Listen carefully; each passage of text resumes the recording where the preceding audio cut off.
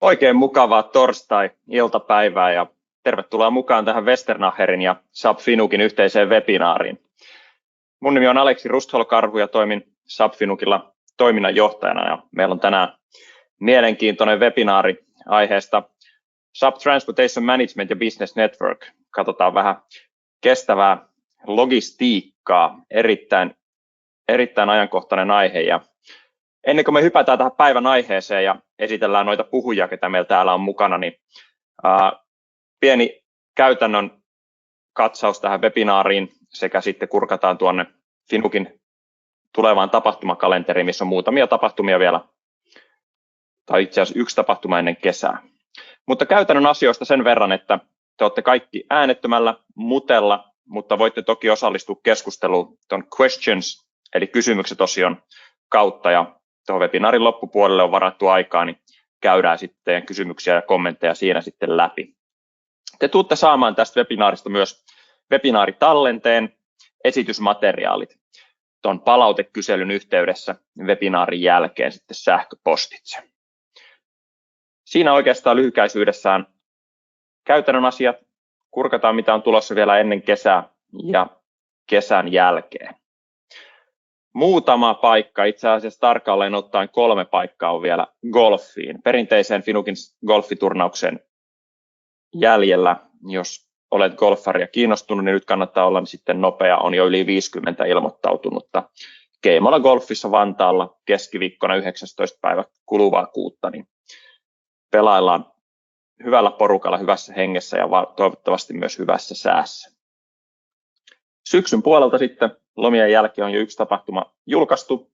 Sieltä tulee SAP Signaviota ja ehkä tässä vaiheessa vielä tiedoksi jo, että Westernacher järjestää myös sitten 10.9. heti perään myöskin Signavio-aiheisen webinaarin. Ehkä Aki sanoo tuosta pian muutaman sanan lisää, mutta Signaviota ainakin luvassa sitten syssymmällä.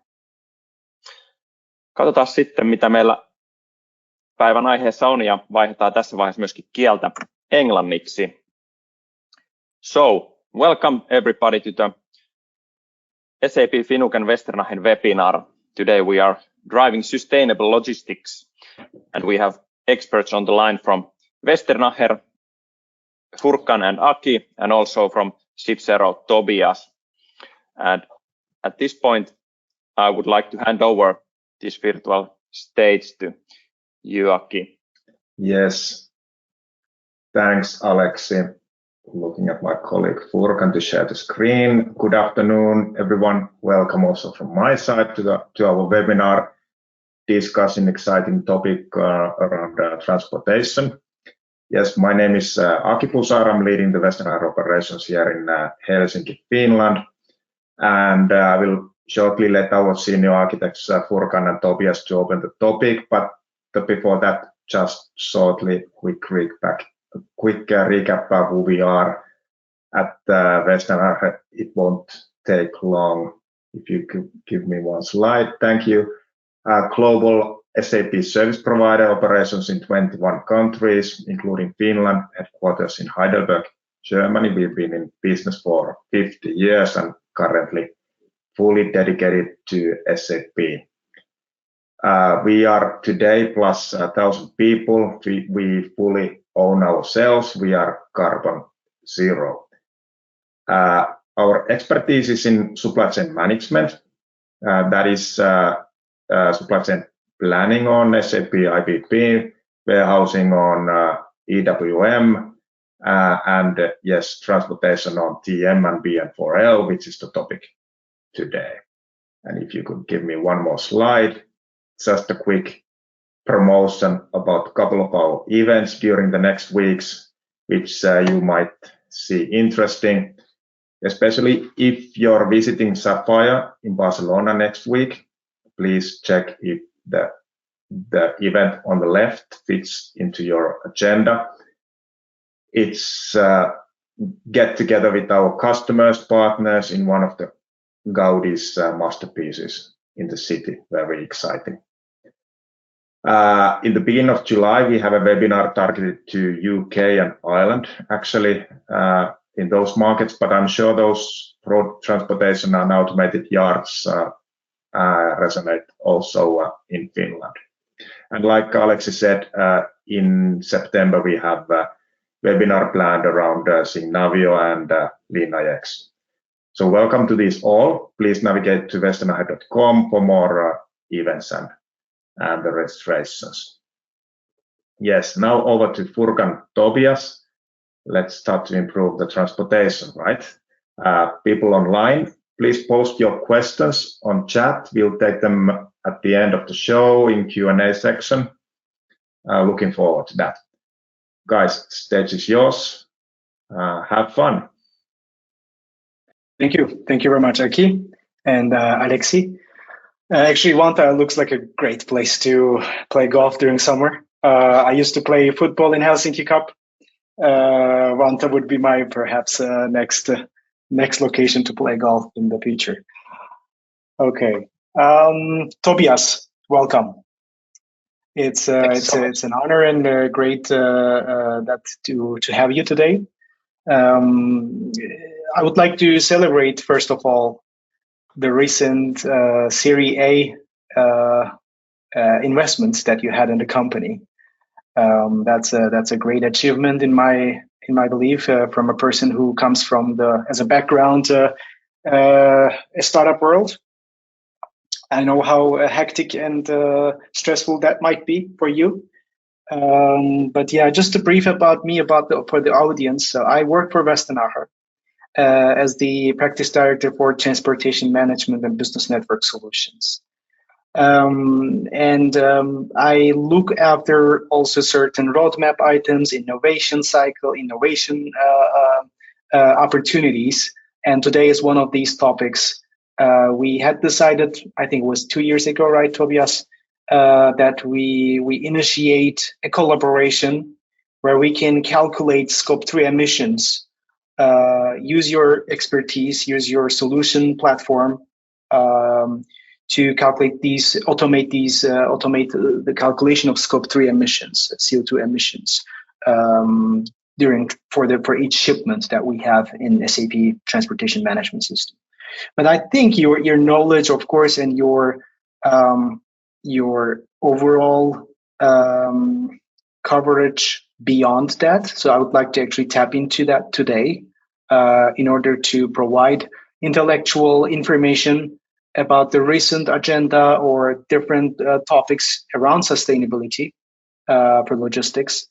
And but first of all, welcome. And if you could give us a brief introduction about yourself, what you do, and what kind of topics that you're dealing on a daily basis at shipzero, that would be super nice for us.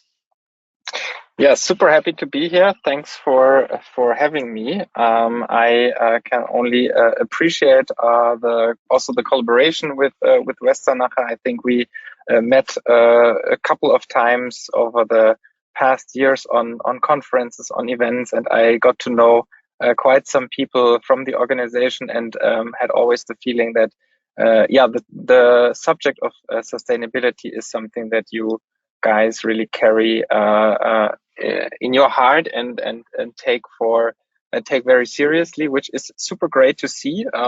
Many other organizations, I think, follow that role model in the meantime, and have also explored that sustainability, especially the obviously climate sustainability or ecological sustainability is a super crucial future topic for supply chain planning, for supply chain management. And that's where we at shipzero basically come in. So I'm the co-founder and CEO of shipzero. We are a Hamburg-based company. I would say this by heart a data analytics company, having built a data platform for then managing the entire life cycle of emissions around transportation and logistics, stationary and movement of cargo. And with that, we are very focused in this software as a service space for exactly that type of business. We are meanwhile a team of over 40 experts from basically 3 areas: data analytics, as I said, but also then domain experts from logistics, practitioners, and sustainability experts who combine kind of a unique lens on that topic, and we try to obviously facilitate better decision making in the industry towards more sustainable approaches, because our conviction is that the logistics industry is in front of a huge transformation, digital, but also obviously from the energy side.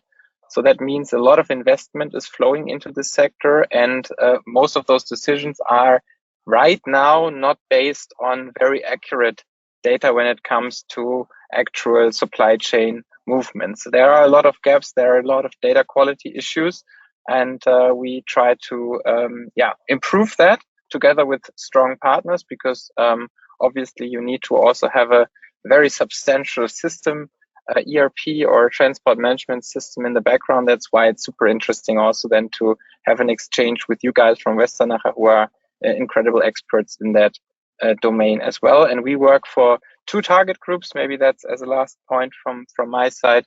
One is logistics service provider, where we actually capture data on the ground, especially primary data from logistics operations, from fleet, meaning the energy consumption, the fuel consumption of fleets.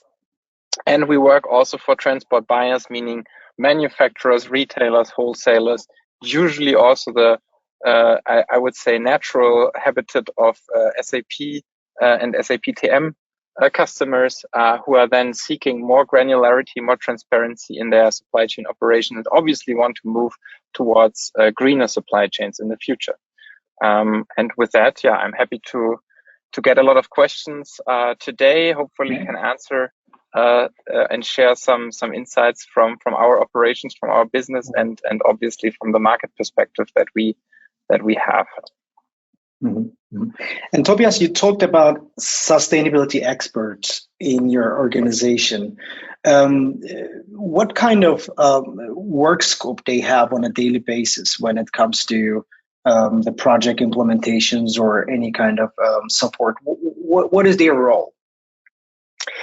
Quite diverse, actually. So one is obviously being great researchers and being absolutely top of mind what is going on in the markets, what is changing in terms of regulations, what is impacting our business model, but especially also the business models of our clients. In the past few months or weeks, you could probably read every other day or week something that has changed in regulatory aspects, in data specifications, etc. And I think that's absolutely interesting to follow on. Some parts are overlapping also to technology advancements, which we can use to implement into our data platform to advance the methodology of our services. And another very important part is the compliance. So we act as a third party, neutral third party that is assessing carbon emissions from transport operations and feeding that data back basically to the systems of our clients. So that means we kind of guarantee the reliability of that service, and for that we need to make sure that there are some experts that have check-ins basically to say, look, everything that was made here is absolutely in line with the standards and conform to the norms that we then also grant our clients the compliance aspect towards. And the third part is then obviously there are many questions around this topic. So for every client, basically there are different challenges, and you want to have also some experts to call up, and we see that as integral part of our service to also be able to answer specific questions and be there in a sort of expert consultative role. So these three aspects I would highlight for the work of our sustainability team. Then I think this discussion kind of takes us to a point where how shipzero is positioned in a kind of data hub model, because I've seen some organizations from the shipment documents or different TMS freight documents. They collect the data, they create a data lake, and they just try to work on the kind of this granular level data to calculate some sort of default CO2 emissions. And then they actually try making decisions for insetting, offsetting from there. What kind of disadvantages that you see from that approach, and what kind of benefits that we could put on the table, in your opinion, with the shipzero and a SAP TM or an SAP integration overall would bring as a value to our customers? Yeah. So I'm not sure how familiar everyone is with the concrete methodology approaches of carbon accounting, but to make it very brief, you pointed that out. There are basically 3 layers or 3 levels that you can distinguish. One is the very basic approach to say, look, we just have the very rough transport activity. That means the distance, sometimes even only the air distance between 2 points, origin and destination, and we apply a default factor that assumes a lot of global averages to come up with a CO2 number. That's an approach that is very quick, but also very imprecise when you compare to real world data. You have a second approach that is basically you can model, you can specify a little bit further if you have more information about different waypoints of your trip, and know exactly through which kind of modes of transport that cargo was shipped. That's better, but still not at the point where you can say, look, this is the primary energy content that was used to transport this cargo. So these three levels, default, modeled, and primary, exist in terms of how you can approach carbon accounting. And indeed, I would agree that a centralized data hub is something very good to have. I think that is also not a surprise to many, that you have to build a ground truth in your organization to feed then the different demands and use cases from. But it strongly depends on which level you take or which mix of the 3 you take. Usually you cannot decide on 1, 2, or 3, but you will have a weighted mix of all of them. And what is important to pay attention to the highest credibility of the data, and that is the primary energy that you can fuel those data lakes or those systems with. And that's also part of our service to say, look, we connect you not only with your transport management system and get the order data out, but we also pay attention on the activity and energy data from different other sources, and we connect them in our data hub, process that, refine that, quality control that, and then you have a diverse range of use cases in your organization for reporting, for individual business users, for audits, for quality management, etc., where you can supply this information then very easily through APIs. And it's always kind of a hybrid, right? You cannot perhaps make all of your data primary level, but certain amount of data would be actually more beneficial if the organizations could convert into the primary, because the default data by design of the formulation is off and higher than the reality. Is that a correct assumption then? That is usually a correct assumption, at least on an average, right? You can have obviously special events in the primary data. If you look at a series of transports, you will have deviations in both directions usually. But what we found on a larger scale of data analytics here is that usually emissions are between 5 to 15% lower than actually kind of likewise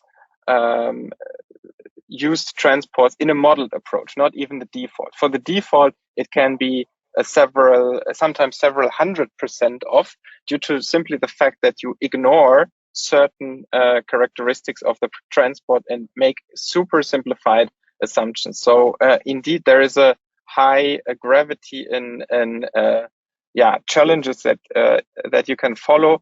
Default is only the last resort from our perspective. If you just have nothing else and need to complete your data set, primary is the go-to solution, and you need to fill some gaps with model data. To your question, is it possible to have only primary data?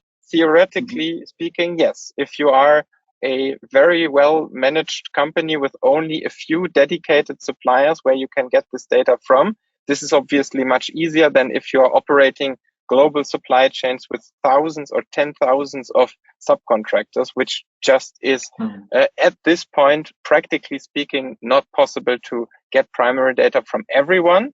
But I mean, we are living in an area where everything is about data science and machine learning. The beauty is the more accurate primary data you have, the better you can also extrapolate from that data asset, and the more valuable this data asset gets for you as a company if you feed in this high quality information for any future operation. So you not necessarily need to reach the 100% before you get a high kick in of value.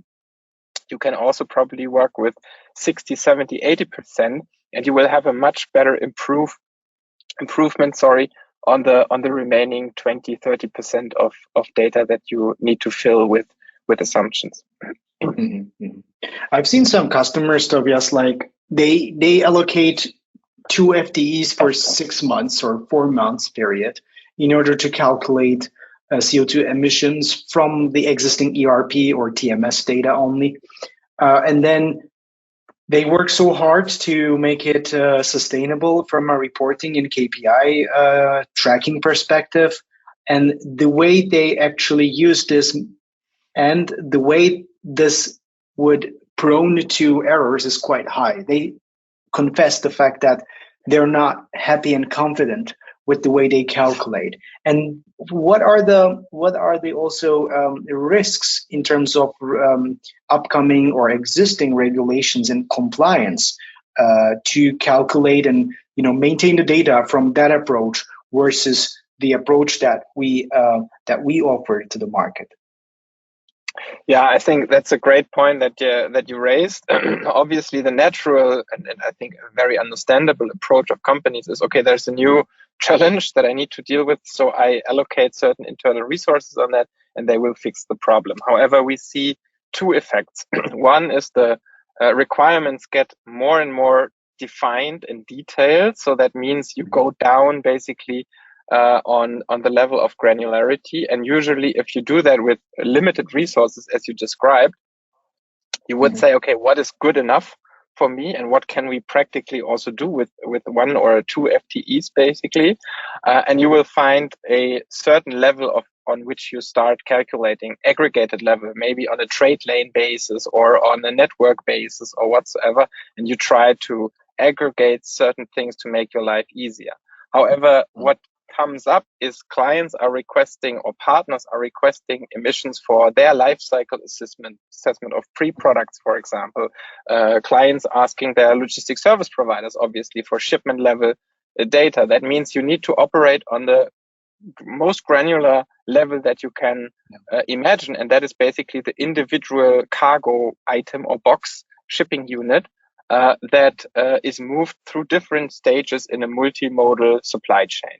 And this is your level of granularity. And if you haven't started at this level, but above that level on an aggregation level, it's utterly complicated to go down, to go back and collect more data, because you basically can throw away everything that you have started and start all over again when a new requirement kicks in. So that's why it's very important to have already quite some outlook into the future of what are the requirements in not only now, but 6 months, 12, 18, and maybe 3 years from now, to build up your data assets in a right way. And I think that's the advantage of also what we do and what we also can supply with in a joint approach between Westernacher and shipzero. Yeah, we have seen our customers buying green logistics corridor services, paying extra for the bioavailable products or better fleet in terms of engine efficiency. But then we saw, okay, but there's no backbone of this. There's no reference point which they can trust to make such investments. Even it's carbon offsetting by investing in certain lens, or carbon insetting to just go and buy such services from. So then we said, okay, we need a kind of a smart way of serving this data to our clients, and we came to you. And then you explained, and we just made a visibility on top of SAP TM. This is how the background for the audience. And then we said, okay, there should be a way where we can automate and make this more like a managed by exception style, where you can see the performance by carriers, by logistics lanes, What are the CO2 emissions over a histogram? So we do have certain kind of know-how by the means of you in terms of regulation related also KPIs. And then we used the power of SAP TM and Analytics Cloud to track, to create a solution.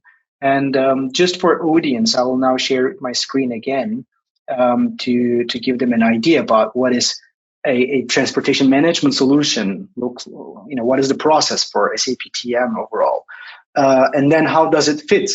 How does this whole process fit into our solution? Briefly, I will discuss that. So SAP TM and Business Network for Logistics, they are very close and very naturally integrated solutions, right? And of course, the process starts with capturing the transportation demands within the transportation management system, and either you have a external order management system or ERP or any kind of form where the system catches the transportation demand and create your pallets, cartons, containers. What are the minimum? What would be the definition of minimum plannable units for you? Then system captures that. Of course, then the planning would come in, and we have actually a future demand on sustainability for that planning process.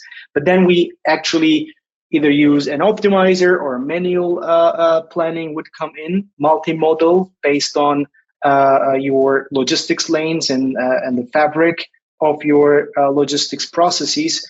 Then the plan would take over to cover the planning requirements.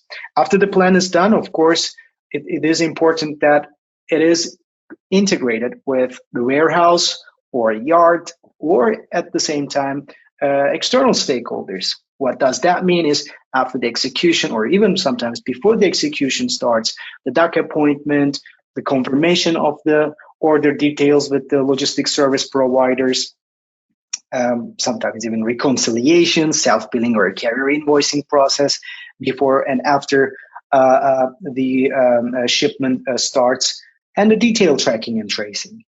So all of this is kind of where SAP TM is connected with the Business Network for Logistics platform and platforms to connect you with the carriers and help you collaborate with them through the execution of the shipments.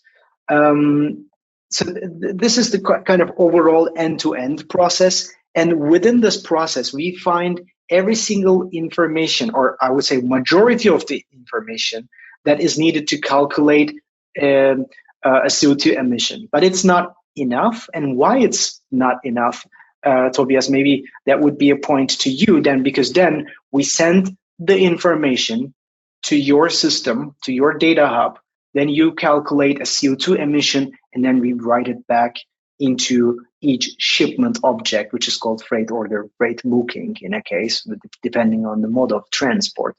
And then we just publish this information and use it for the overall strategy and KPI tracking, right? So that's the process. And what we have built is that for each mode of transport, for each shipment, we share the TMS data or shipment data with shipzero. Shipzero, what you do there, right? Tobias, maybe you can just let us know after we give you the data pattern that you need through the APIs, what kind of data, what is your process internally in a nutshell? And then how do you calculate this? Yeah, so we try to obviously get as much information as possible from the existing, let's say, core source system, in many cases SAP TM, about the actual chain that you have mapped and displayed here, so that every single step of the journey is accurately captured. And then what we can do outside basically of the organization's usual, let's say, boundaries is to enhance this information with third-party sources or even primary data in that sense. So you can distinguish there are multiple, depending on the mode of transport, multiple sources that you can rely on. For example, you can add tracking information about air cargo or maritime transports to have exactly the routing of the vessel or vessel specifications from an airway bill or from a bill of lading, for example. In the road transportation sector, obviously, you have the possibility to directly connect down to the vehicle itself and capture the CO2 or the fuel consumption from that immediately. And that is then obviously information that we can override let's say, the basic modeling approach, which will be anyways there as a fallback. So you will get a complete picture of every single step of the supply chain. There are no blanks in there. However, you can enrich this information with many more details that you can get outside of the organization. And that is usually a huge pain if you want to set up this all by your own internally. That's why it's a huge efficiency gain. And then, as you said, rightly pointed out, this can be used in many, many different use cases within the organization. Yeah, that's, I think, also another approach would be like you mentioned that you are also working with the logistics service providers, where there is from a business network perspective, the process can also, like as a kind of transport buyer, as a shipper, I get expected time arrival data, expected time date, the expected arrival of date, milestone events, if the departure has started from a port of departure, what are if there is any delay. So all these informations are being streamed. Alongside with that, with the business network for logistics, you could actually capture the CO2 emission for that shipment from your logistics service providers. But unfortunately, at the moment, it is very rare, unless probably they work with you, then that logistics service providers can share a primary data of CO2 emission for that shipment, which can be captured with the existing functionality of business network for logistics. So you would be in a kind of a interim position between the logistics service provider and the shipper as an alternative to that model, right? Exactly. You pointed out a very important topic here. The data exchange between parties in logistics, especially on that level of granularity, is unfortunately not that sophisticated. Yes, of course, you exchange the, let's say, transactional necessary papers, but indeed you have to underline the word papers.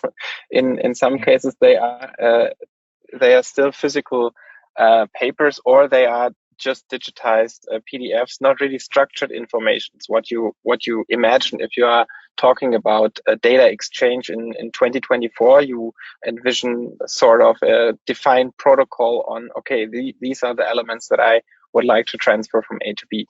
That is exactly something that we are working on, not only at shipzero, but also kind of in a broader approach with other industry stakeholders, with big freight forwarders, but also with other technology providers to also then define a market standard. That is not only a shipzero specific one, but where we really want to change the industry and also are open to invite other parties to participate, because I think that is exactly one of the most significant blockers at the moment, that you have data sitting in system A and you have data sitting in system B, but they are absolutely not able to communicate to each other. And due to the fact that these are different organizations, for example, but they would be both willing to share information on a more granular level. So indeed, we are kind of being a bridge to that standard right now, while obviously trying to be as future oriented as possible and not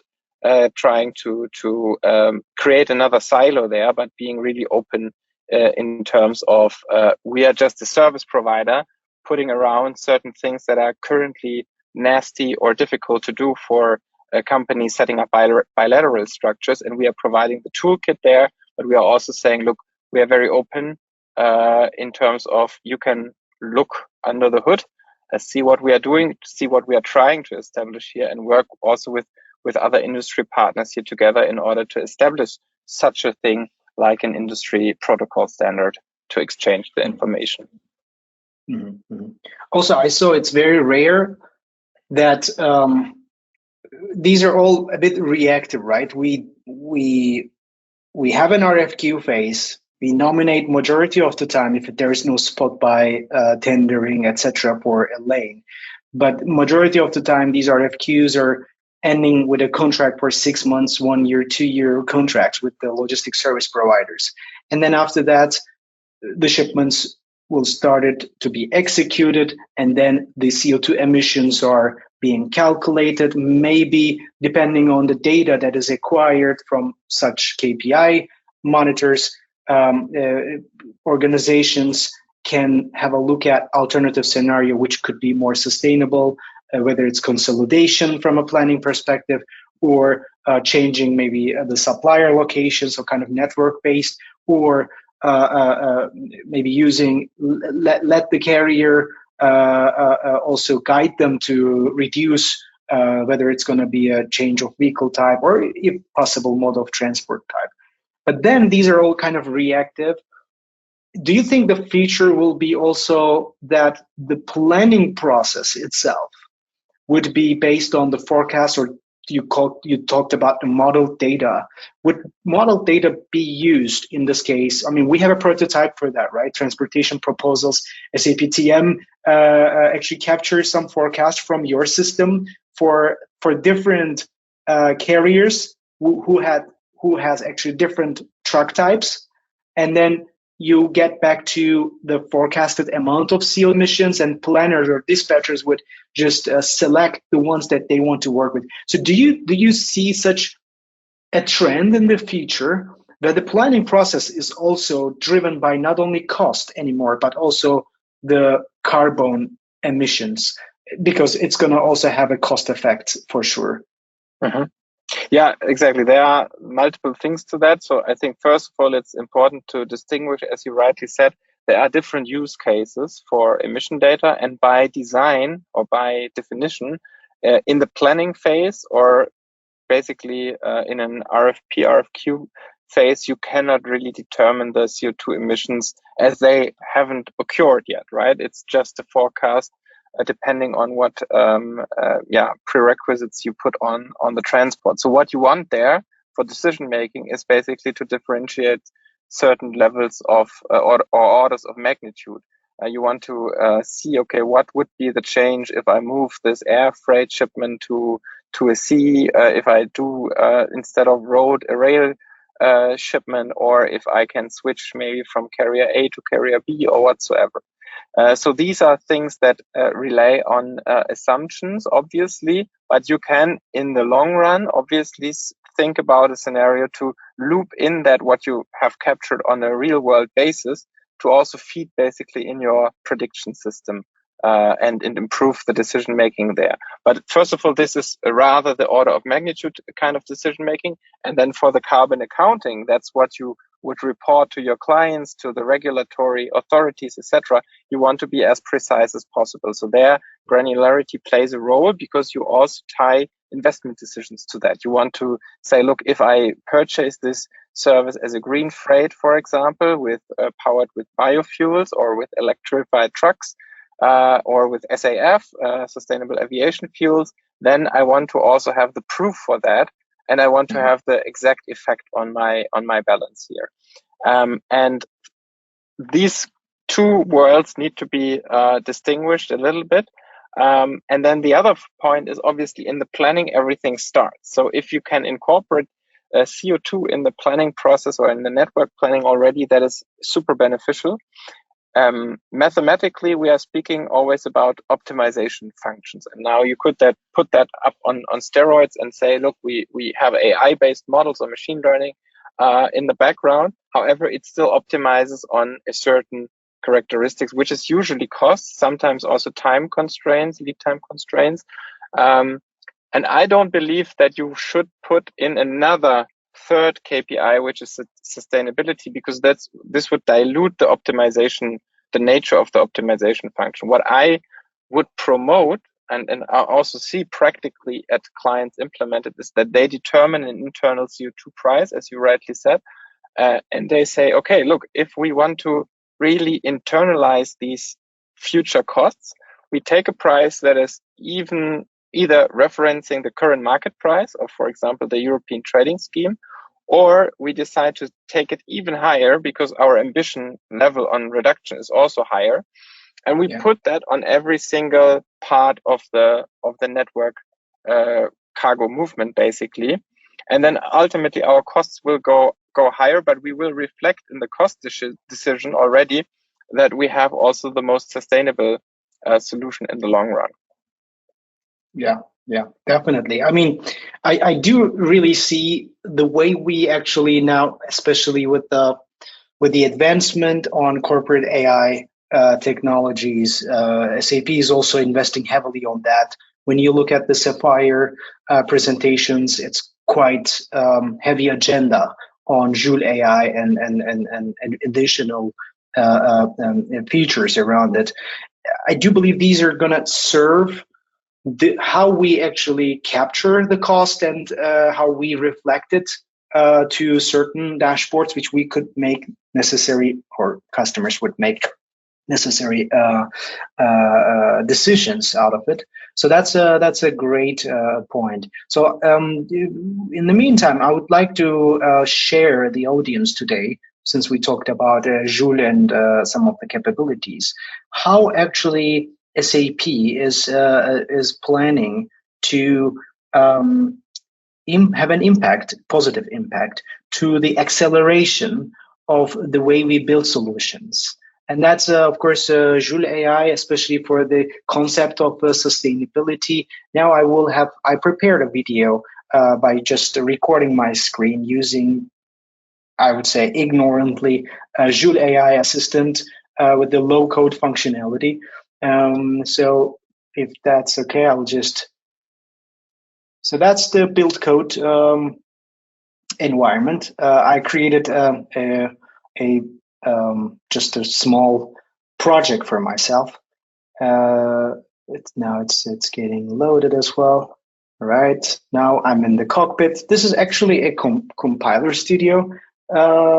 Tobias, here you actually have a prompt like you have in ChatGPT with the Joule AI, and you can in the prompt you can write certain requirements to build a data model and service.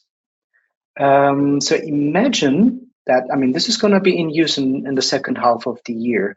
And right now, when you look at this example, I just put some prompt here. Please implement an application facilitating the planning and tracking of goods transportation, including the assignment of transport orders in real-time shipment monitoring. So that's just a very simple prompt. And then it gives me,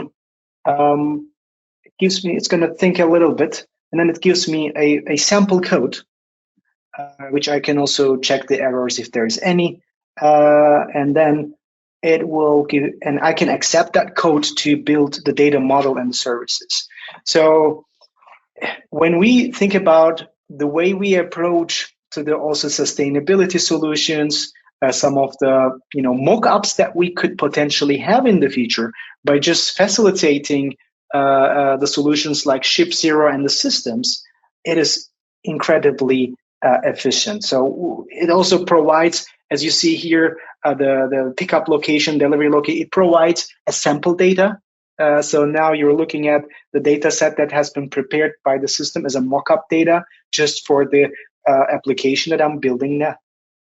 The names. So when you look at here, it shows me the data models, the services. So when you look at the data models, of course, I need to have transport orders, transporters, which is the carriers in this case, the shipments, transaction data, and then the services required for that. Then I will also create a UI application for that. So when you combine the power of acceleration of this output with in the future with certain by the way, I also did this. So this is, I just add a logic, an additional logic on one of the services by just adding the app should facilitate the booking process, allowing user to select a carrier for each shipment. So that's it's going to be a very small TMS, which can be potentially integrated with your services in the very short period of time, Tobias. And then it gives me actually the also the logic is now there. So now I'm just checking here if the code needs to be regenerated, and then I will go back into the console to run the program, to actually create the UI application. So when I have the UI application to be created, I put the display name on my Fiori Launchpad, and I clicked on the description tab to put some detail. It shows me, okay, it's going to be mobile-centric or template-based responsive app like we always work. I just select the list type of report. Could be different charts or visuals as well, depending on what we want to achieve. And then it created a UI application here as well. And now I have the application layer ready. It's installing the dependencies here, as you see. And then now I just fast forward this. I clicked on the play button here to compile the code to run the application. So here it's my browser will appear after the runtime. Yeah, here's the browser. I will just wait for some time. Then I will have already, transportation management app. So I have the application ready to go with all the data. I just needed to click on the go to get the sample data in. Here's the sample data already. Look and feel, the content is completely the same. And I could edit as I also put down the status information. Could be also the CO2 emission field. Then you have a very simple transportation management app, I would say, with a connection with the carrier and CO2 emission data. So that is the power that we have from this year, actually, with the Joule AI. And when you look at this, Tobias, your final wrap up about this whole concept, how do you see the future trends, and how do you see, from a regulatory perspective, but also the application or data management perspective, the trends in this space? Yeah, so I mean, I find it super exciting to work in this industry for several reasons. I mean, yes, the regulatory part is something that will definitely be not finished in the next couple of months, but we will also see that a lot of regulation kicks in. We will see how it works, how it's adapted, and then obviously this will be also adapted and made more practical, hopefully, in some areas, and in other areas it will also start to get even more sophisticated due to the fact that we discuss a carbon budget, basically, which shrinks down, and we need to take action more precisely.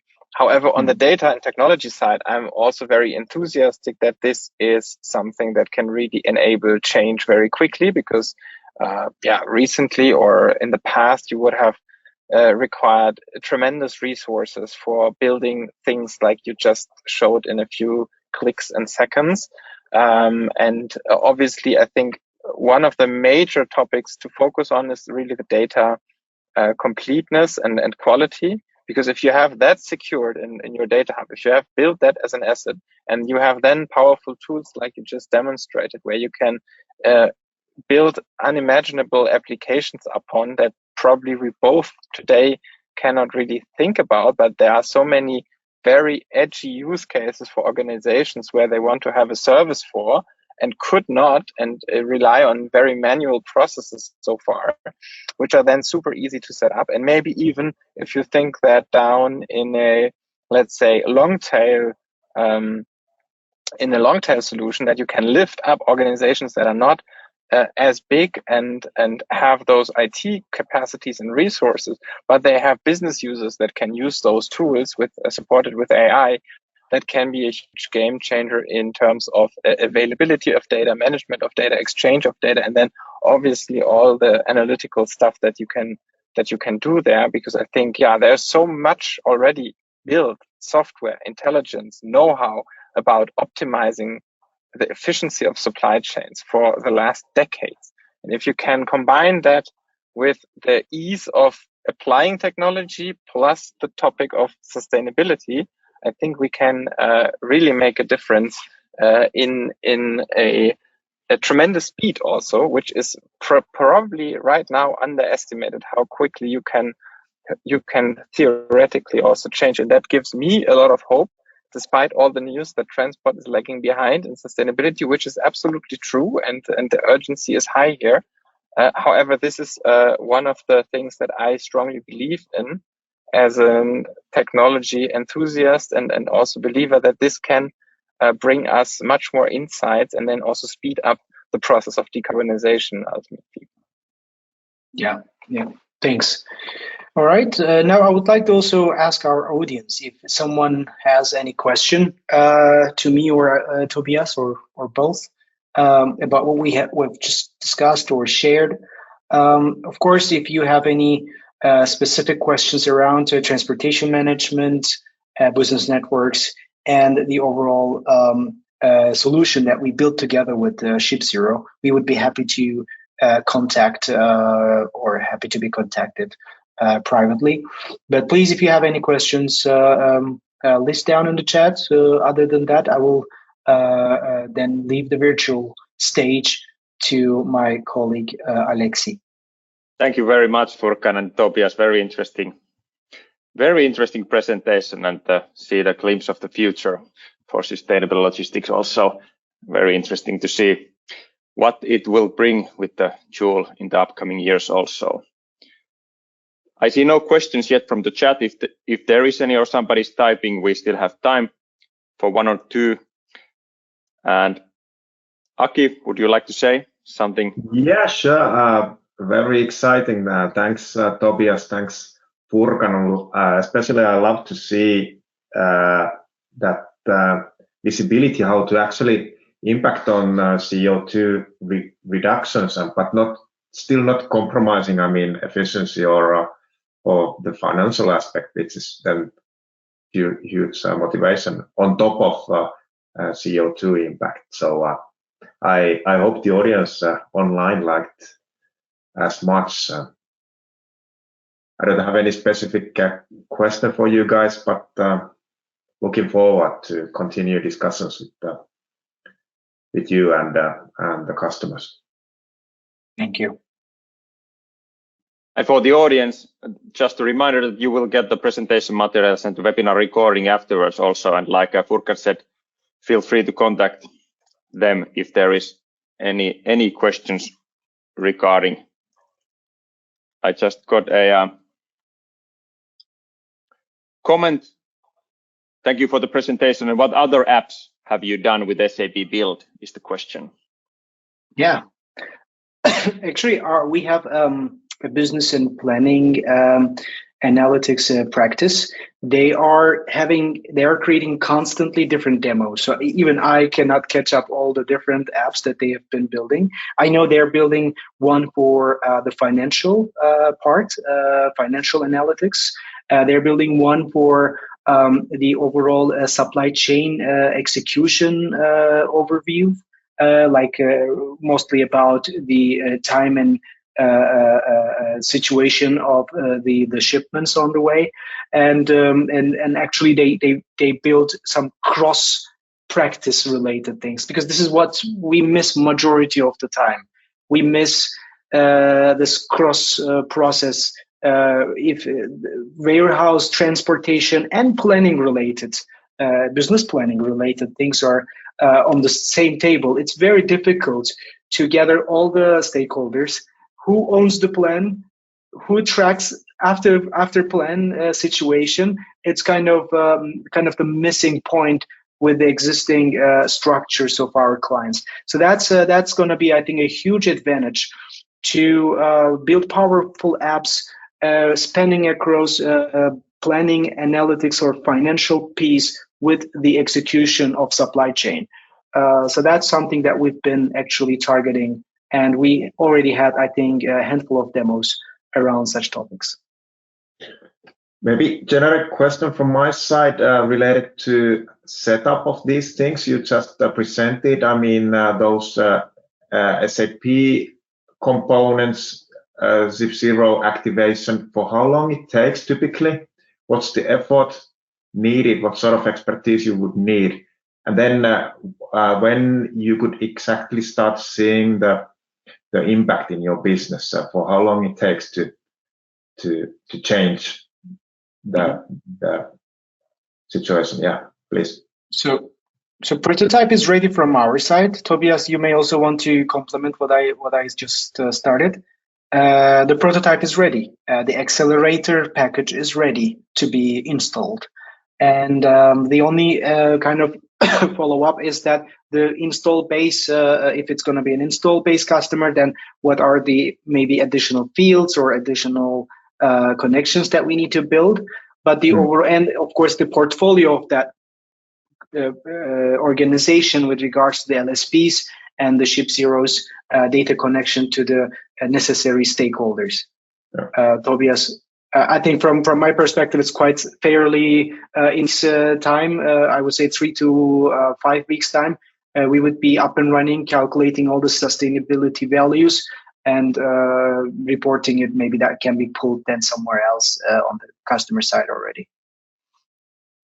Yeah, I can only agree. Usually, if that is a standardized setup, it requires, or we would recommend always a brief assessment of, is the data structure fulfilling all the requirements, and are there any special requirements from the customer itself? Because logistics is hugely diverse. You can have certain specifics that you want to have considered here. That would be something to check in briefly beforehand. But on the standard data model, basically, we have a mapping that works flawlessly with shipzero logic and can be then imported, calculated, and fed back. So yeah, from that standpoint, I can only agree to what Furkan has said.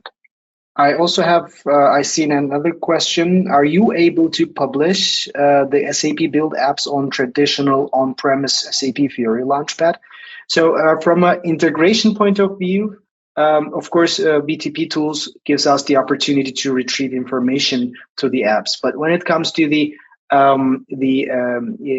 actual deployment of these apps to the traditional on-prem environment, I do believe BTP would have some kind of support, some tools to publish it. But then the question mark would be if this app would have a connection to the live or cloud-based landscape applications, then would it make sense maybe to keep it in the cloud or on-prem? But technically that's possible, but I haven't seen an example yet.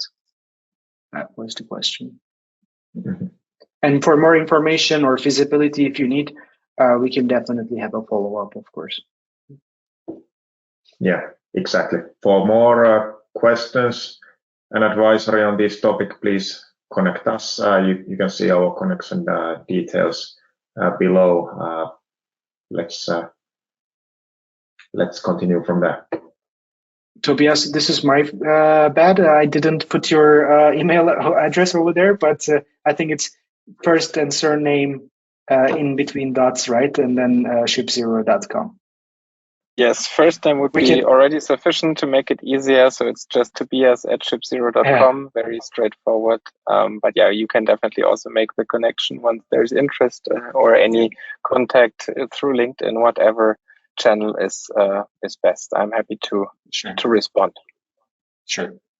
Thank you. Great. Thank you very much, Furkan, Tobias, and Aki. Very interesting Thursday afternoon. And thank you for the audience for participating and also for the interesting comments. And feel free to contact the speakers, the presenters afterwards. Thank you very much also on my behalf and Finux's behalf. And have a very nice afternoon and Thursday. Thank you. Bye-bye. Thanks for having us. Bye-bye. Bye.